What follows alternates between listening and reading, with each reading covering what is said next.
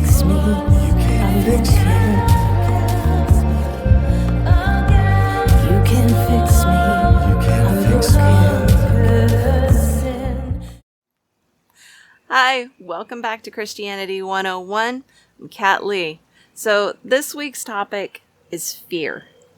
We all have things we're afraid of. These can be very specific and tangible, like spiders, or they can be ideas of things that might happen.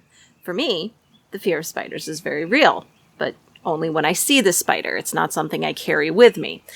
But the fear of somehow losing my husband, it's more of a scary thought than anything else, but that's something that stays with me a little bit longer. It's the fear of the unknown that's much more difficult to deal with. Our minds can run wild with all sorts of possibilities that may or may not ever happen. Joe could get into a car accident on his way home and I'd never be able to hear his voice again. Kind of tearing up just thinking about it, but will it ever happen? I don't know. Could it though? Absolutely. And therefore, it's scary.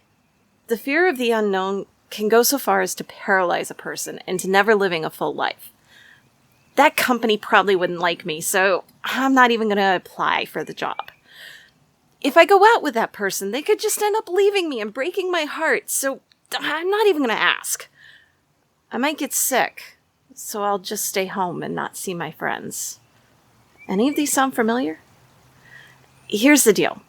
We can all relate to these because we all have fears that are, if we're being honest with ourselves, mostly irrational. It's how we choose to handle them that define us as individuals. Do we let them paralyze us, or do we choose to act despite our fear? Mark Twain famously said that bravery is not the absence of fear, but action in the face of fear. And Winston Churchill took it from a slightly different angle, saying fear is a reaction, but courage is a decision. So how does this relate to Christianity? It's been said that the Bible has 365 passages telling us not to fear, one for every day of the year. Now, I haven't personally checked that out, but I've read the Bible through a couple of times, and I can attest that there are definitely a lot of them. When we place our trust in the God who created the universe, the God who is everywhere and knows everything, we can trust that He has everything under control.